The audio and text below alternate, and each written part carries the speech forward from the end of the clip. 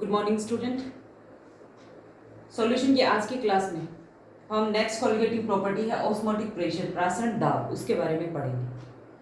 तो प्रासरण दाब के बारे में पढ़ने से पहले हम ये जान लेते हैं कि प्रासरण होता क्या है, ऑस्मोसिस क्या होता है।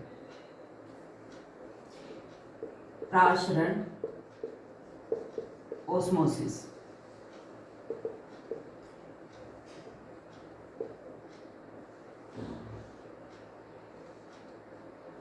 ये कोई बीकर लिया, इस बीकर में मैंने क्या लिया, यहाँ बीच में अर्धपारगम्य झिल्ली लगा दी, सेमी परमिएबल मेम्ब्रेन लगा दी।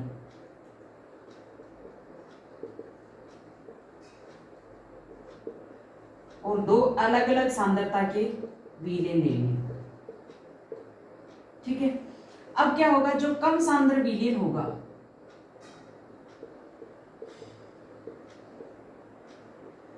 कम सांद्र और अधिक सांद्र, ठीक है, जो कम सांद्र विलयन है उसमें विलायक के अणुओं की मात्रा ज्यादा है, जबकि जो अधिक सांद्र विलयन है उसमें विलायक के अणुओं की जो संख्या है वो क्या है, कम है। तो जो विलायक के अणु होंगे वो अपनी अधिक सांद्रता से, विलायक के अणु अपनी अधिक सांद्रता से अपनी कम सांद्रता की ओर गमन करेंगे अर्धपारगम्य झिल्ली के थ्रू। या फिर मैं ये कहूं कि विलायक के जो अणु होंगे वो कम सांद्र विलयन से अधिक सांद्र विलयन की ओर गमन करेंगे अर्धपारगम्य झिल्ली के थ्रू। इसे ही हम क्या कहते हैं, प्रासरण कहते हैं। ठीक है, तो ऐसे डेफिनेशन हम क्या कह सकते हैं प्रासरण के लिए। प्रासरण का मतलब ये होता है कि जब विलायक के अणु अपनी अधिक सांद्रता से अर्धपारगम्य झिल्ली के थ्रू होते हुए अपनी कम सांद्रता की ओर गमन करते हैं तो उसे प्रासरण कहा जाता है, उस परिघटना को प्रासरण कहा जाता है। या फिर ये मैं कहूं कि जब विलायक के अणुओं का कम सांद्र विलयन से अर्धपारगम्य झिल्ली के थ्रू अधिक सांद्र विलयन की ओर स्वतः प्रवाह होता है, उस प्रक्रिया को हम क्या कहते हैं, प्रासरण कहते हैं। ठीक है, फॉर एग्जाम्पल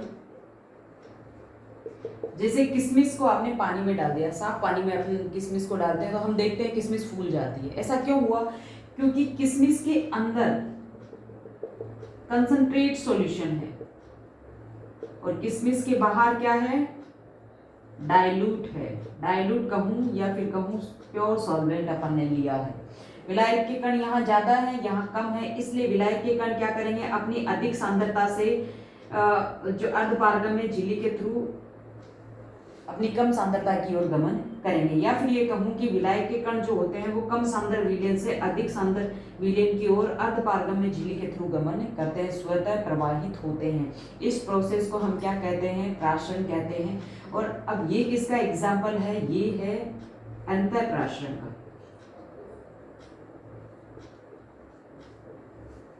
ठीक है,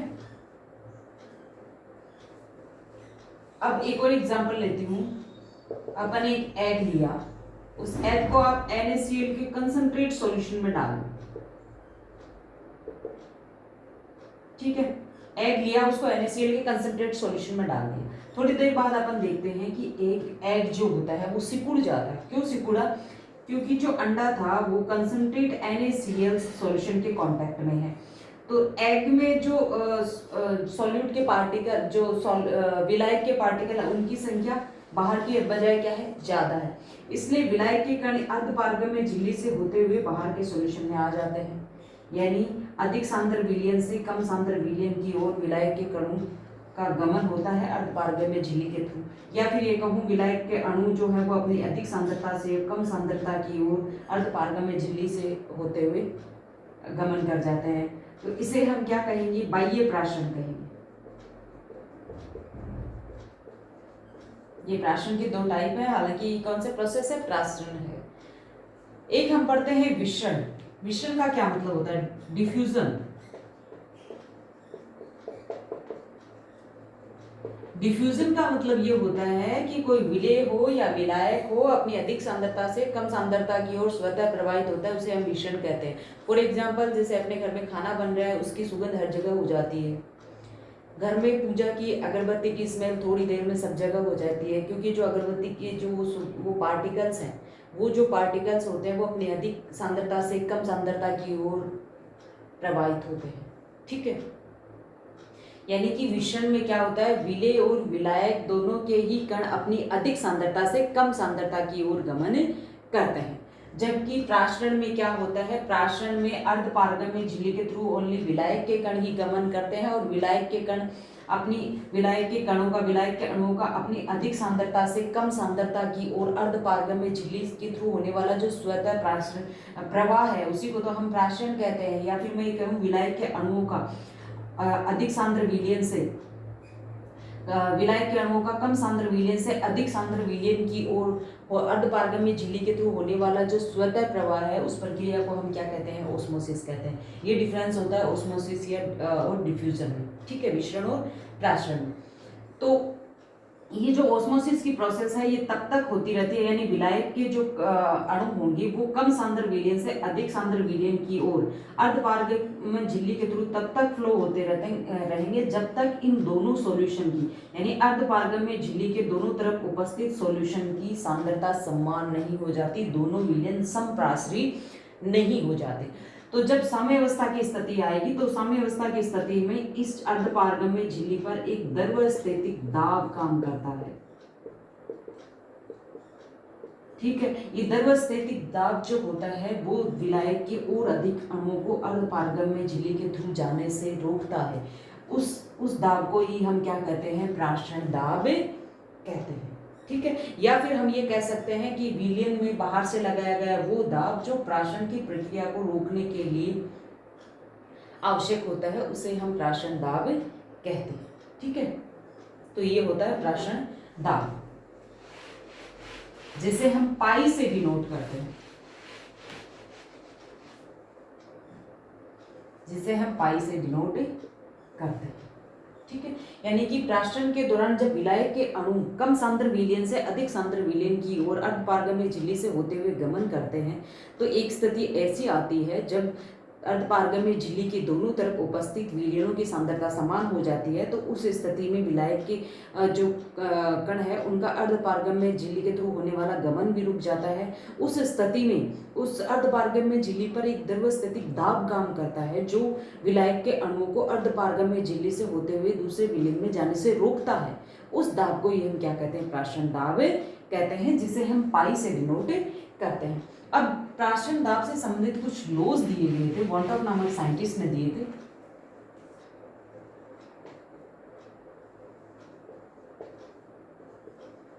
laws for osmotic pressure.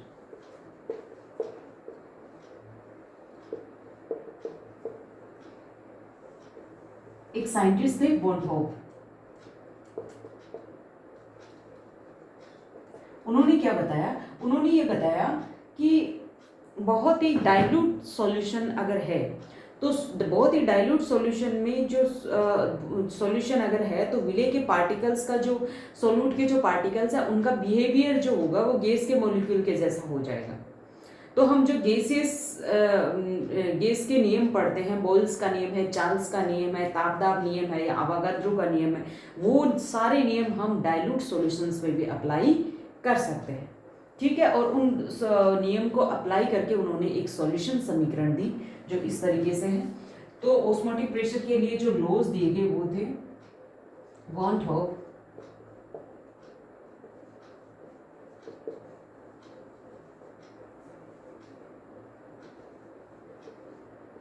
Boyle's law.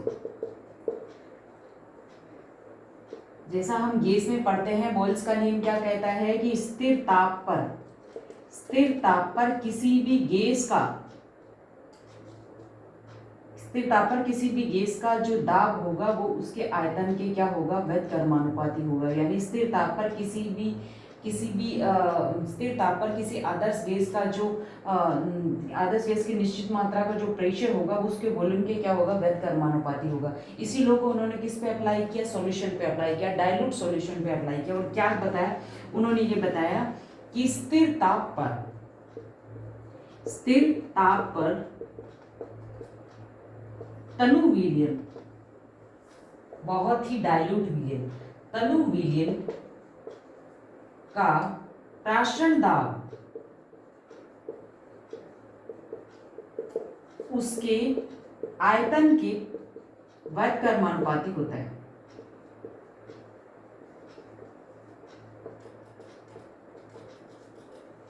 व्युत्क्रमानुपाती होता है, यानी पाई इनवर्सली प्रोपोर्शनल टू 1/v। जैसे गैसेस में क्या लिख सकते थे, P/1/P direct inversely proportional to 1/v। यहाँ पाई गैस के प्रेशर की जगह यहाँ पे क्या आएगा, सॉल्यूशन का ऑस्मोटिक प्रेशर आएगा, प्राशन दाब आएगा। तो इसको हम लिख सकते हैं पाई v इक्वल टू क्या लिख सकते हैं, कांस्टेंट लिख सकते हैं। इसका मतलब क्या हुआ कि स्थिर ताप पर तनु विलयनों का जो प्राशन दाब है और उस आयतन का जो गुणनफल होता है वो हमेशा नियत रहता है। यानी अगर आपने तापमान निश्चित रखा है, तापमान फिक्स रखा है, तो उस विलयन का जो प्राशन दाब होगा और उसका आयतन जो होगा उसका गुणनफल क्या होगा, हमेशा नियत रहेगा। We know that 1/v equal to हम क्या लिख सकते हैं, c लिख सकते हैं। ठीक है, तो पाई डायरेक्टली प्रोपोर्शनल क्या हो जाएगा, c हो जाएगा। तो इस लो को हम अदर वे में कैसे डिफाइन करेंगे कि स्थिर ताप पर तनु विलयनों का प्राशन दाब उनकी सांद्रता के डायरेक्टली प्रोपोर्शनल होता है, या फिर कहूँ pi upon c equal to क्या होगा, कांस्टेंट। यानी स्थिर ताप पर तनु विलयनों का जो प्राशन दाब होता है उस प्राशन दाब और उनकी सांद्रता का अनुपात हमेशा क्या रहता है, स्थिर रहता है। ठीक है, तो ये था वॉन होप बॉयल्स लो। नेक्स्ट लो है वॉन होप चार्ल्स लो। वॉन होप चार्ल्स लो। वॉन होप चार्ल्स लो क्या कहता है, वॉन होप चार्ल्स लो ये कहता है कि स्थिर प्राशन दाब पर तनु विलयन का आयतन उनके परम ताप के समानुपाती होता है, परम ताप के समानुपाती होता है। यानी कि पाई को कांस्टेंट रखा है, अगर हमने विलयनों के प्राशन दाब को स्थिर रखा तो उन विलयनों का जो आयतन होगा वो उस विलयन के परम ताप के क्या होगा, डायरेक्टली प्रोपोर्शनल होगा, या फिर कहूँ pi upon T equal to क्या होगा, कांस्टेंट। यानी स्थिर प्राशन V directly proportional to T, V upon T equal to constant. यानी स्थिर प्राशन दाब पर तनु विलयनों का जो आयतन होगा वो उसके परम ताप के डायरेक्टली प्रोपोर्शनल होगा, और स्थिर प्राशन दाब अगर स्थिर है तो विलयनों का आयतन और उसके परम ताप का अनुपात हमेशा क्या रहेगा, नियत रहेगा। नेक्स्ट है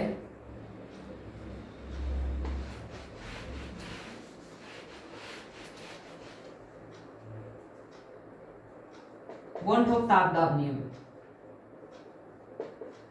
वॉन hope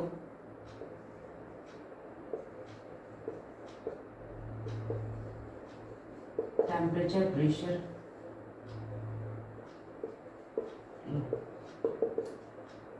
von Hoff temperature pressure law क्या कहता है कि स्थिर आयतन पर तनु विलयनों के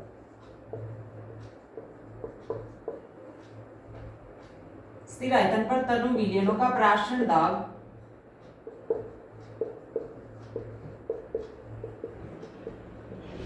उनके परम ताप के समानुपाती होता है।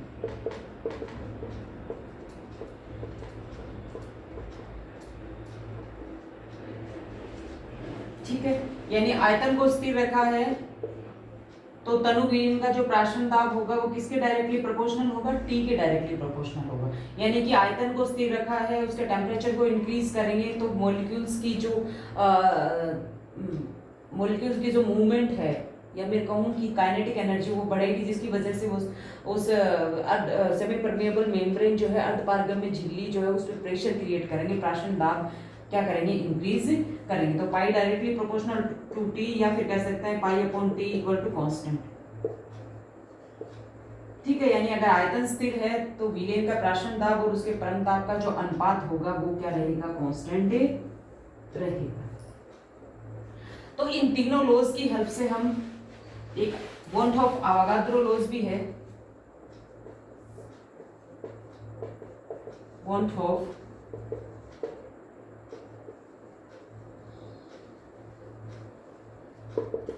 अवागाद्रो लो।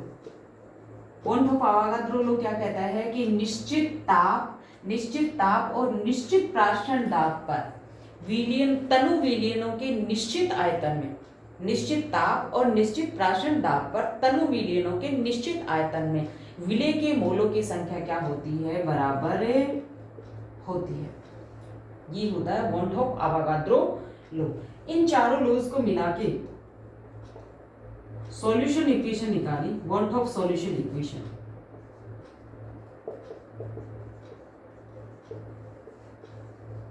सॉल्यूशन इक्वेशन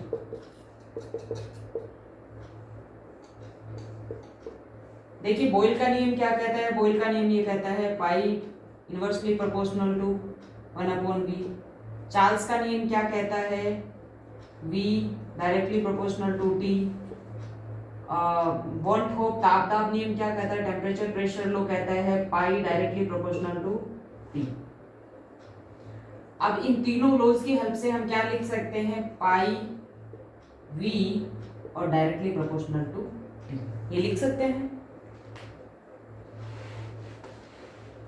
मैं लिखूंगी कि help of the by the help of the want of Charles law, want of Boyle's law and want of pressure temperature law and want of Avogadro law, P भी डायरेक्टली प्रोपोर्शनल टू क्या हो जाएगा, T हो जाएगा। Directly proportional का sign हटाओगे तो क्या आएगा, equal to S T. S जिस तरह से गैस कांस्टेंट होता है उसी तरह से हमने इसको क्या लिया, सॉल्यूशन कांस्टेंट लिया है यहाँ पे। और अगर एन मोल है तो पाई भी इक्वल टू क्या लिख देंगे, N S T.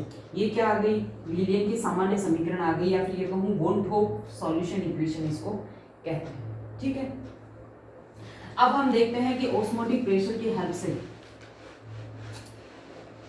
Molecular weight कैसे ज्ञात करते हैं। ठीक है, विलय का मोलिकुलर वेट कैसे ज्ञात करते हैं। Determination of molecular weight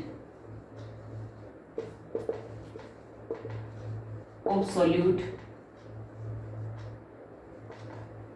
by osmotic pressure।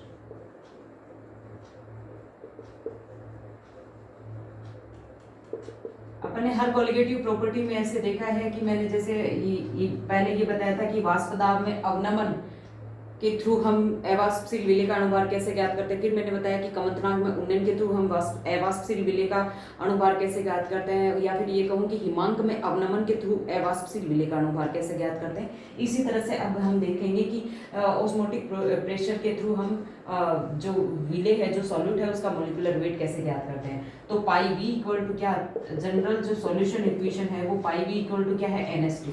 From the general solution equation pi V equal to क्या आ जाएगा, एनएसटी आ जाएगा। पाई इक्वल टू क्या हो जाएगा, एन अपॉन वी आ जाएगा, एसटी आ जाएगा।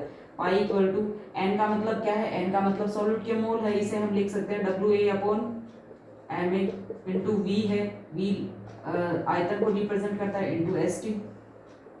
एम ए इक्वल टू क्या आ जाएगा, W A S T upon pi.